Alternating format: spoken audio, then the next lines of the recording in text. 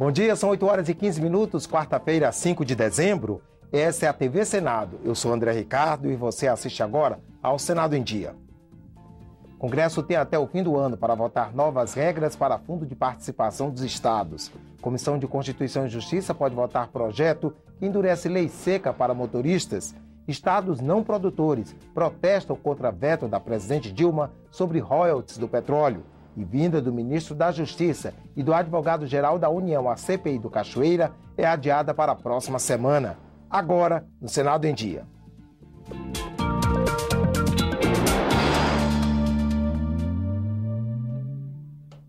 O Congresso só tem o mês de dezembro para aprovar novas regras para o Fundo de Participação dos Estados. Ontem, líderes do governo admitiram que o tempo pode não ser suficiente, mesmo agilizando a pauta de votações. Antes da ordem do dia, um grupo de artistas se reuniu com senadores. Os músicos são contra o projeto que muda as regras de arrecadação e distribuição dos direitos autorais. O texto é resultado da CPI, que apurou irregularidades na gestão do ECAD. Se alguém está contra a maneira de arrecadação ou isso ou aquilo, que seja debatido, mas que tenha primeiro uma reunião e uma decisão dos compositores. A mobilização funcionou. Os líderes retiraram a urgência da matéria. O texto saiu da pauta do plenário para ser discutido nas comissões. O resultado da CPI já saiu há algum tempo, a gente tem que tocar e colocar isso à frente. Mas eu acho que se for necessário um aprofundamento por pouco tempo, eu acho que não há problema. No plenário, 2 medidas provisórias trancavam a pauta. Os senadores aprovaram a MP 580, que obriga o uso de produtos e serviços nacionais no PAC. O Democratas ainda tentou retirar o artigo que torna mais flexíveis as licitações em obras do Sistema Público de Saúde. Isso é uma porta aberta para a prática do ilícito e da convivência com a improbidade. Mas a maioria derrubou o destaque. Os senadores também aprovaram a MP 583, que libera 676 milhões de reais para municípios atingidos pela seca no Nordeste. Outras 2 MPs aprovadas na Câmara ainda precisam ser votadas aqui no Senado, mas os textos nem foram lidos no plenário. A ideia é deixar a pauta liberada para a análise do Fundo de Participação dos Estados. Nesta terça, os senadores aprovaram um requerimento para que os 8 projetos sobre o FPE sejam apreciados em conjunto na Comissão de Constituição e Justiça. Mas os líderes do governo já admitem que não vai dar tempo de votar as novas regras do FPE até o fim do ano, como determinou o Supremo Tribunal Federal. Não tem qualquer sinalização de acordo entre os líderes para votar a urgência e está ficando toda a matéria para a próxima terça-feira, dia 11 de dezembro. Se for assim, o Senado terá votado até a semana que vem. Não creio que a Câmara tenha mais tempo para votar uma lei complementar. Portanto, muito provavelmente o Congresso não alcançará até o final deste exercício a votação do FPE, o que acarretará novas demandas juntos ao Supremo, no sentido de que nós possamos ter um prazo adicional. Foi publicada ontem no Diário Oficial a medida provisória que destina os royalties do petróleo para a educação. Também nesta terça-feira, representantes de estados não produtores começaram a se organizar contra o veto da presidente Dilma. Ela não aceitou mudanças na redistribuição dos royalties provenientes de campos que já estão sendo explorados.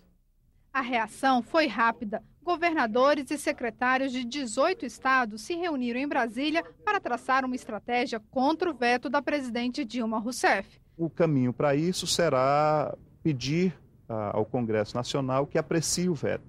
Combinamos de termos uma conversa amanhã no Senado, com os líderes do Senado, conversa com os líderes na Câmara, conversa com os coordenadores de bancada, e nós entendemos que os royalties do petróleo proveniente do pré-sal devam ser de todos os brasileiros.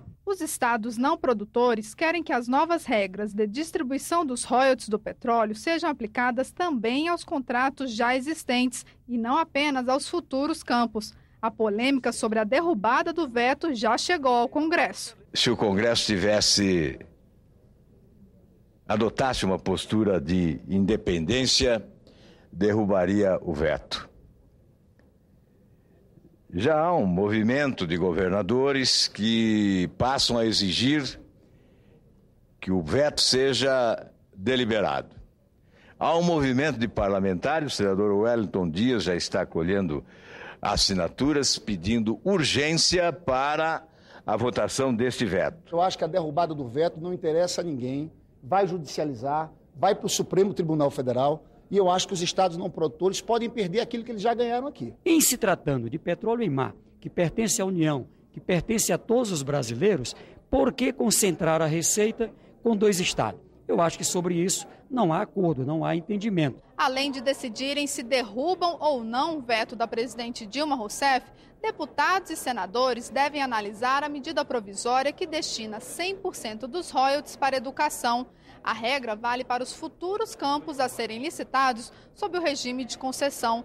A MP 592 determina ainda que a educação receba 50% dos rendimentos do Fundo Social, formado por recursos que a União recebe na produção de petróleo da camada pré-sal. Para construir o futuro, a educação, a ciência e tecnologia, a educação de um modo mais abrangente, é sem dúvida nenhuma a prioridade para que a gente possa investir. Nós vamos transformar o país melhorando o padrão educacional e para isso é preciso investimento. Além de destinar recursos para a educação, a MP também corrige erros nos cálculos da distribuição dos royalties para os futuros contratos, mas mantém as proporções aprovadas pelos parlamentares.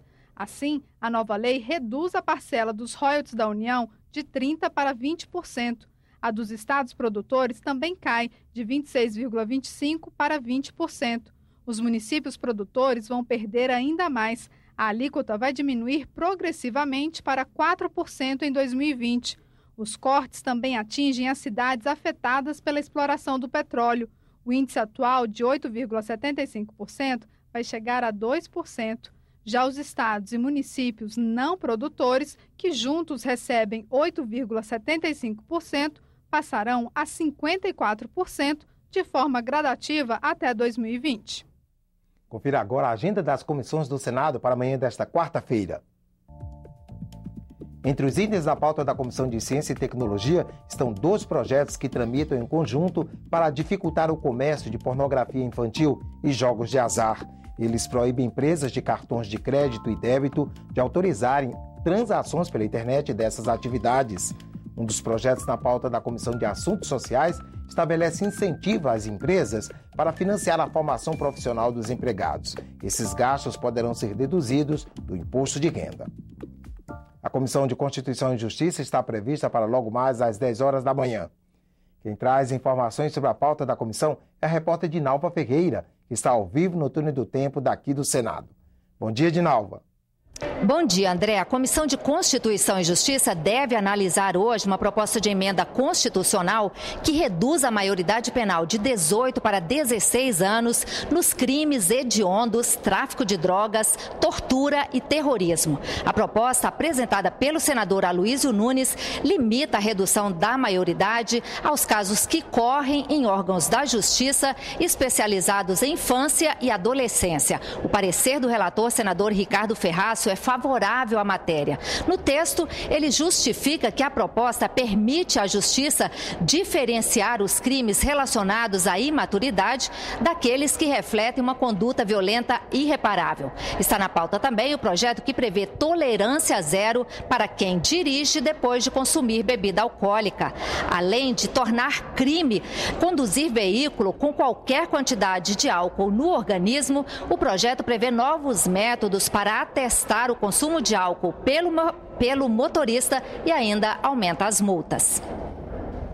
Se beber, não dirija. O recado não é à toa. O álcool tem 3 efeitos nocivos para o trânsito. O primeiro é que muda o comportamento, né? O condutor passa a negligenciar riscos. O segundo é que diminui o reflexo. E isso pode ser determinante para um acidente. O terceiro aspecto nocivo do álcool é que quanto mais o indivíduo bebeu, maior o risco de ele não sobreviver em caso de acidente. Um projeto em tramitação no Senado endurece as regras para quem dirige embriagado. Pelo texto, a multa sobe de R$ 957 para R$ 1.915. Em caso de reincidência no período de 1 ano, o valor dobra. Além dos 6 decigramas ou mais de álcool por litro de sangue, o projeto também quer punir concentração igual ou superior a 0,3 miligrama de álcool por litro de ar expirado. Fica mantida a detenção de 6 meses a 3 anos para quem dirigir sob influência de álcool e a proibição de pegar o volante por 12 meses. Além do bafômetro não obrigatório, serão aceitos como provas, vídeos, testemunhas, perícia, exames clínicos e até a presença no carro de garrafas de bebidas consumidas. Especialistas e senadores defendem mais mudanças. Esse projeto ele pode ser aperfeiçoado se estabelecer graduações para quem bebeu e dirigiu. Não é a mesma coisa tomar uma taça de vinho, uma latinha de cerveja, do que tomar um porre. Quanto mais o indivíduo bebeu, mais risco ele representa para ele mesmo e para a sociedade. Então, em vários países, essa graduação já é adotada e o Brasil pode adotar essa graduação também. A minha proposta, por exemplo, toma o carro, que é uma coisa que ninguém quer perder.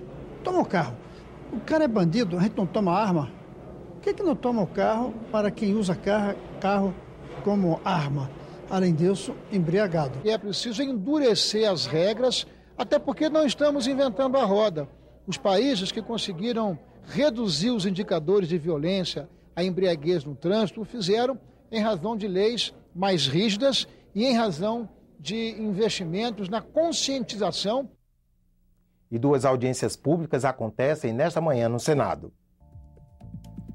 A Comissão de Educação faz a 7ª audiência pública da série Educação Básica, Responsabilidade do Governo Federal. O debate faz parte do ciclo sobre educação e federalismo. A audiência pública na Comissão de Assuntos Econômicos. Em debate, as razões para os altos preços dos veículos automotores no país e as medidas para a solução desse problema.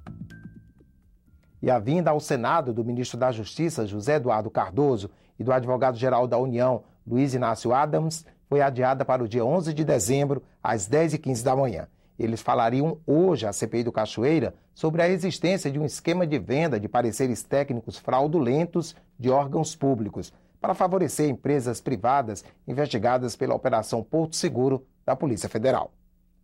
O Senado em Dia termina aqui. No decorrer da manhã, você acompanha outras informações nos boletins do Senado Agora. Enquanto isso, continue assistindo a nossa programação.